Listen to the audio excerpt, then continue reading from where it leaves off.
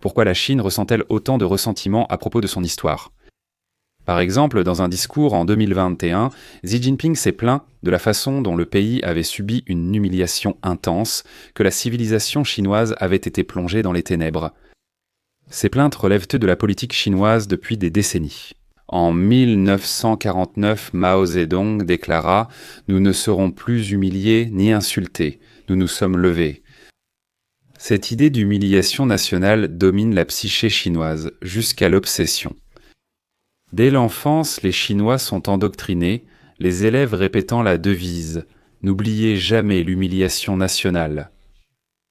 Le régime ne se contente pas de diffuser ce récit auprès de ses propres citoyens.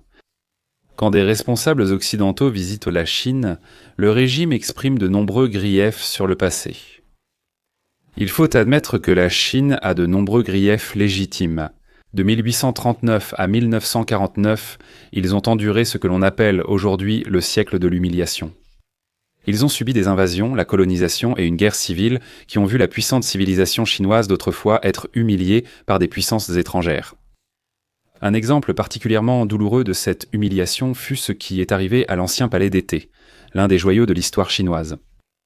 L'ancien palais d'été était absolument magnifique, comme la version chinoise du palais de Versailles. Un écrivain britannique a qualifié l'ancien palais d'été de plus grande concentration de trésors historiques au monde.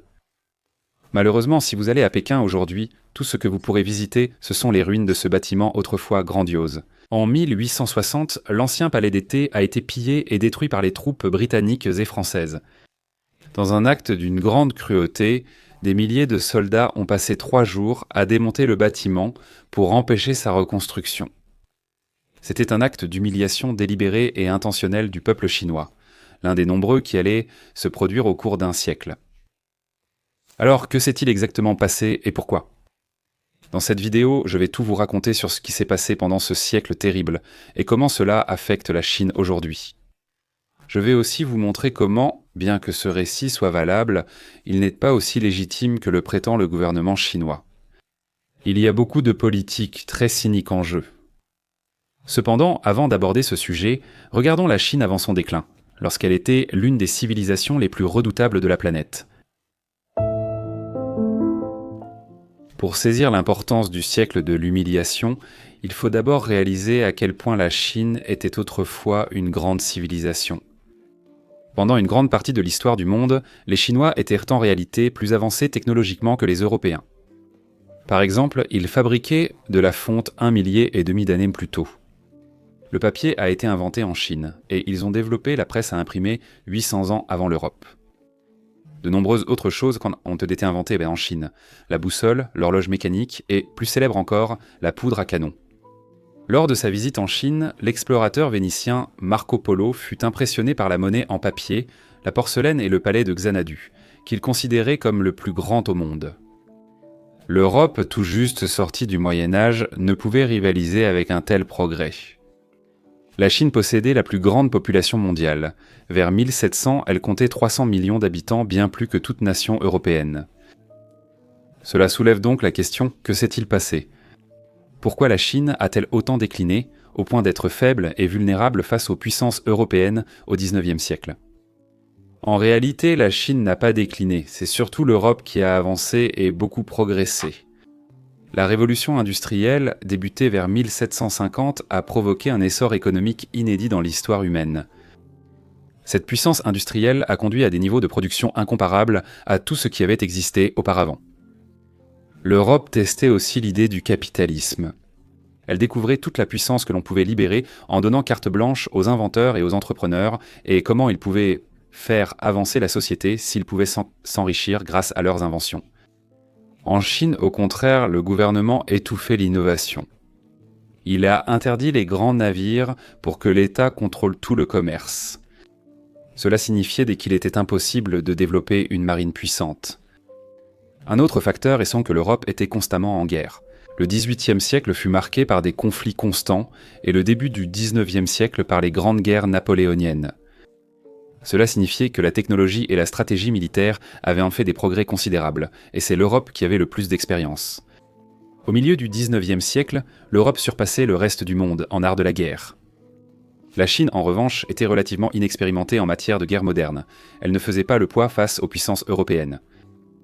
Cette stagnation allait coûter cher à la Chine. Durant le siècle suivant, sa faiblesse serait brutalement et cruellement démontrée à plusieurs reprises. Le premier épisode de ce siècle d'humiliation fut la première guerre de l'opium de 1839. Opium. Vers le milieu des années 1800, les Britanniques vendaient de l'opium aux Chinois depuis des décennies.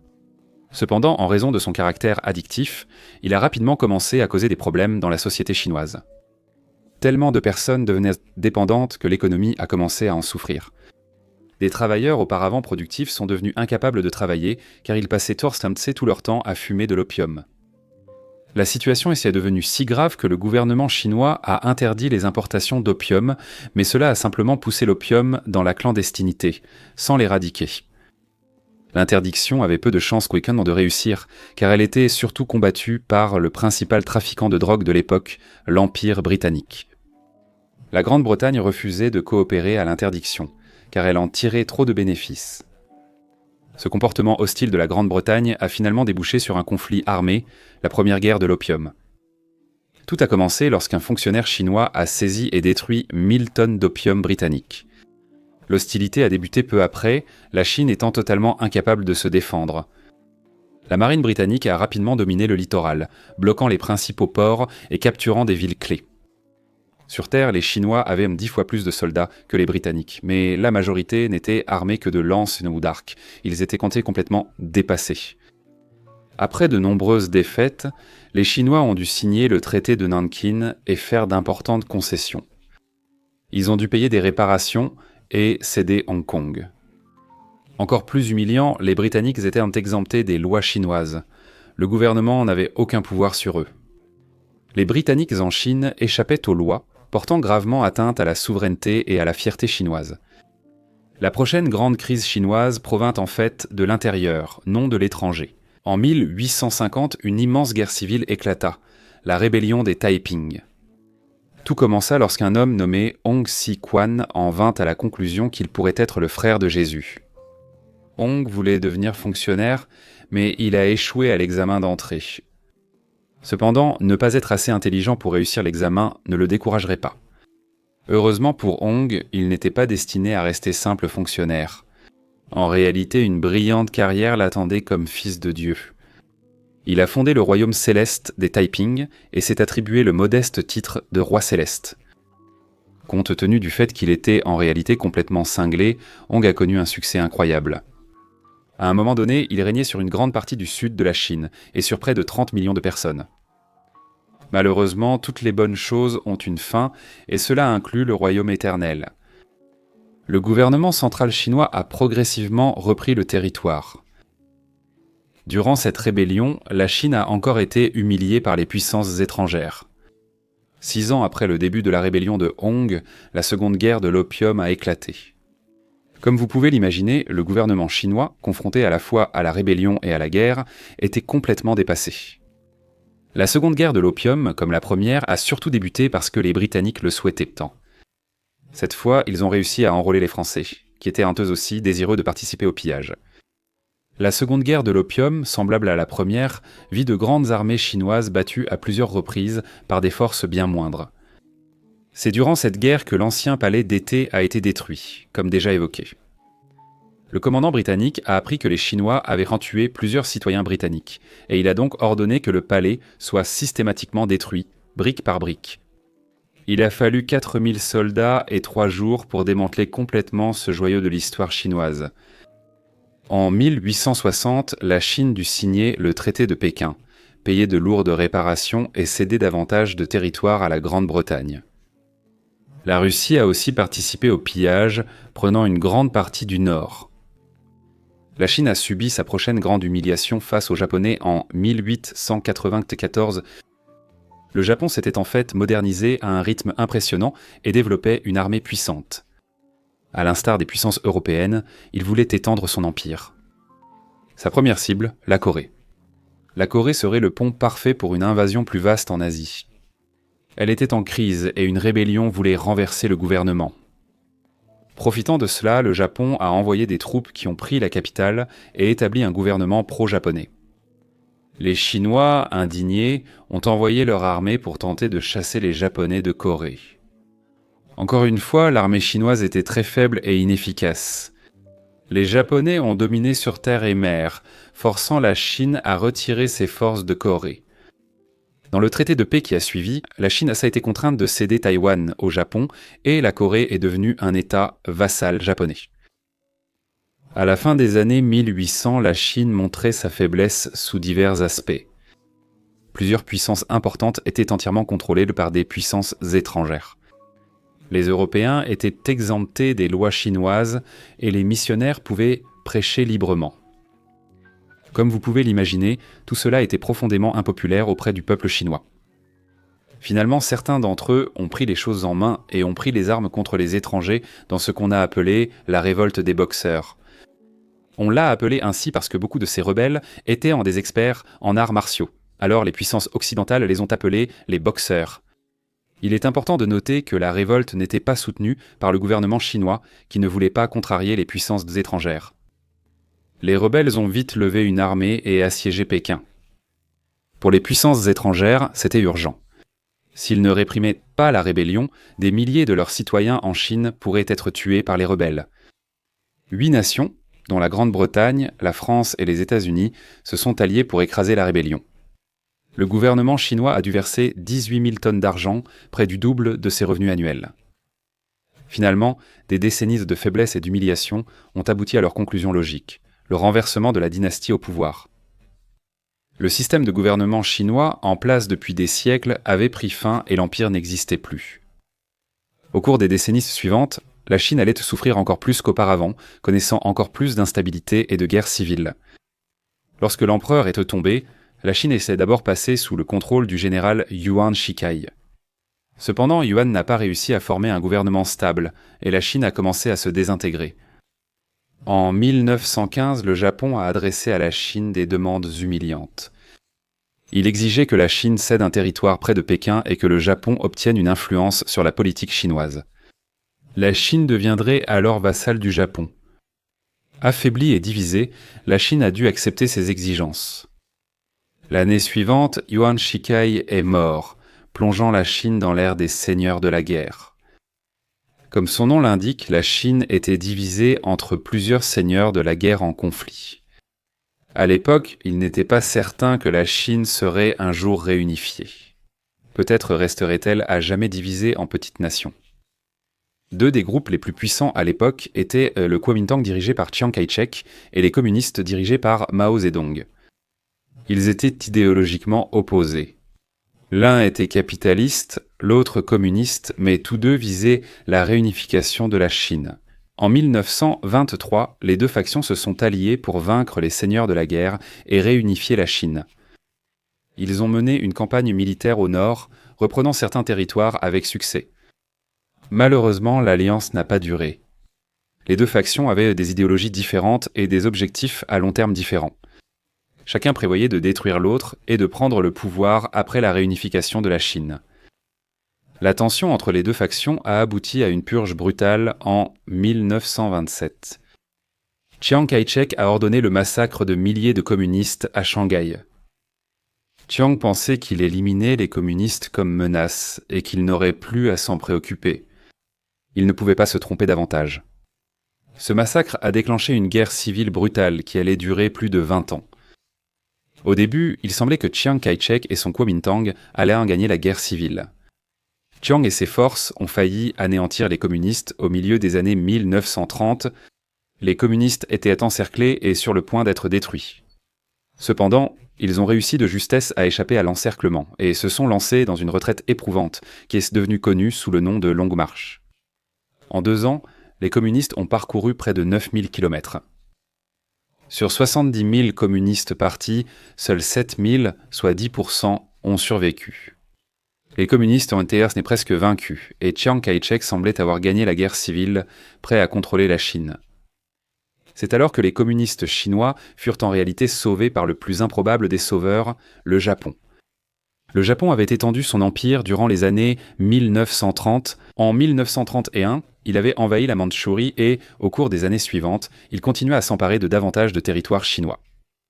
Il a pu le faire parce que la Chine était embourbée dans sa guerre civile. Chiang Kai-shek avait adopté une stratégie consistant à se concentrer sur les communistes en les détruisant d'abord avant de combattre les Japonais. Mais à mesure que le Japon conquérait davantage de territoires, cette stratégie devint très impopulaire. L'entourage de Chiang voulait qu'il arrête de lutter contre les communistes pour se concentrer sur la résistance à l'expansion japonaise. Finalement, Chiang fut fait prisonnier par ses généraux et forcé d'accepter de s'allier à nouveau avec les communistes contre les Japonais. La guerre totale avec le Japon débuta 8 mois plus tard, lorsque les troupes japonaises et chinoises s'affrontèrent à Pékin. La guerre qui suivit fut d'une brutalité extrême. Par toutes les humiliations subies par la Chine durant son siècle d'humiliation, la guerre avec le Japon me semble la pire. En quelques mois, les Japonais occupèrent une grande partie de la Chine, dont les principales villes. Ils ont traité les Chinois avec une cruauté et même un sadisme stupéfiant. Il y a eu de nombreux exemples. Quand le Japon a pris Nankin, il a commis l'un des pires crimes de guerre du siècle, le massacre de Nankin. En 6 semaines, près de 200 000 civils ont été tués, souvent de façon très sadique. Des bébés étaient jetés en l'air et empalés sur les baïonnettes des fusils japonais. Dans une histoire tristement célèbre, 2 soldats japonais ont rivalisé pour voir qui tuerait 100 personnes en premier. Des femmes chinoises ont aussi subi des viols de masse. Autre exemple, la politique des 3 toutes. Les 3 tout faisaient référence à tuer tout le monde, brûler tout et piller tout.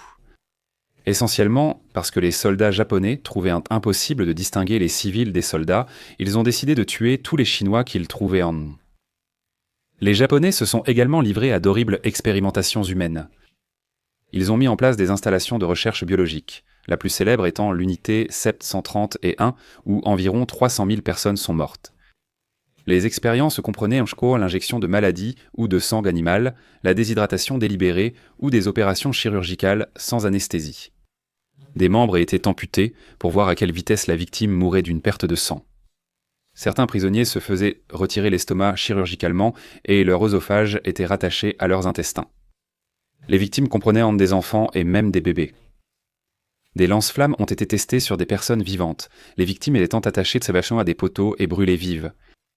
Dans d'autres expériences, les victimes étaient mises en chambre à basse pression jusqu'à ce que leurs yeux sortent. Le Japon a effectivement tenté d'empêcher le monde de découvrir ces crimes en détruisant les preuves et en tuant les survivants. La guerre Chine-Japon s'est achevée en 1945 après les bombes atomiques sur Hiroshima et Nagasaki par les États-Unis. Malheureusement pour le peuple chinois, cela n'a pas mis fin à la violence. La fin de la guerre contre le Japon a simplement relancé la guerre civile entre Chiang Kai-shek et les communistes de Mao. Après 4 années supplémentaires de guerre civile, ce sont Mao Zedong et les communistes qui sont sortis vainqueurs et ont pris le contrôle de toute la Chine. C'est alors en 1949 que le siècle d'humiliation de la Chine a pris fin, du moins selon le gouvernement chinois. Comme vous le voyez, ce siècle a été terrible pour la Chine, traité très injustement. Alors, pourquoi le gouvernement chinois moderne est-il autant obsédé par le siècle d'humiliation ? Pourquoi fait-il répéter aux élèves « N'oubliez jamais l'humiliation nationale » ? Pourquoi Xi Jinping en parle-t-il sans cesse dans ses discours ? En surface, cela paraît logique. C'est une partie importante de leur histoire. Bien sûr, ils voudraient attirer autant d'attention que possible dessus. Cependant, même s'il y a beaucoup de vérité dans tout le récit du siècle d'humiliation, il est en même temps utilisé de façon cynique comme un outil politique par le gouvernement chinois. C'est de la propagande. Il est facile de repérer des failles dans ce récit. L'idée principale est que le siècle d'humiliation s'achève avec l'arrivée au pouvoir de Mao en 1949. Si vous connaissez un peu la Chine de Mao, vous savez que des dizaines de millions de personnes sont mortes de toutes sortes de façons horribles dans les décennies qui ont suivi. En 1959, la Chine a connu la Grande Famine. Ce n'était pas simplement une famine ordinaire, c'était en fait la pire famine de l'histoire de l'humanité. Elle a causé plus de 40 millions de morts, soit plus du double de la deuxième pire famine. C'était la conséquence directe des politiques communistes de Mao. Au final, c'est le même parti communiste qui est au pouvoir aujourd'hui qui a causé cette famine. Le gouvernement chinois n'inclut pas la famine qu'il a causée dans le siècle de l'humiliation, comme vous pouvez l'imaginer. La famine n'était pas la seule mauvaise chose que le Parti communiste chinois ait faite au fil des années. Des dizaines de millions de personnes sont également mortes dans des camps de travail forcés et lors de massacres brutaux. Ce n'est pas le seul problème avec le récit du siècle d'humiliation. Il y en a d'autres. Par exemple, l'histoire de la destruction de l'ancien palais d'été avec laquelle j'ai débuté la vidéo. Il y a une grande ironie dans le fait que l'on accorde autant d'importance à la destruction du palais. Dès 1966, sous Mao, la Chine a connu la révolution culturelle. L'un des points clés de la révolution culturelle était l'attaque contre la tradition et l'histoire chinoise. La révolution visait à détruire ce qu'on appelait les 4 vieilleries. Il s'agissait des vieilles idées, de la vieille culture, des vieilles coutumes et des vieilles habitudes. Toutes sortes de sites historiques ont été attaqués, comme le cimetière de Confucius. Des peintures chinoises ont été déchirées et d'anciens temples ont été profanés. Ironiquement, l'ancien palais d'été que le gouvernement chinois déplore avoir perdu était justement le type de bâtiment ciblé pendant la révolution culturelle communiste. Étant donné les failles du récit du siècle d'humiliation, pourquoi le gouvernement chinois insiste-t-il autant pour le promouvoir ? Qu'est-ce qu'ils y gagnent ? Ce récit permet aux communistes chinois de se présenter comme les sauveurs de la Chine. On dit que la Chine était un enfer avant 1949, puis Mao l'a sauvée. En soulignant le danger de la division, le gouvernement chinois affirme implicitement que le peuple ne doit pas se rebeller, car tout trouble affaiblirait la Chine face aux puissances étrangères. Tout cela est un terrible exemple d'abus de l'histoire. Le récit du siècle d'humiliation contient sans doute beaucoup de vérité. La Chine a connu un siècle terrible. Cela dit, dans le monde moderne, il s'agit simplement d'un gouvernement totalitaire qui fait cyniquement tout ce qu'il pense pouvoir l'aider à maintenir son emprise sur le pouvoir. Merci.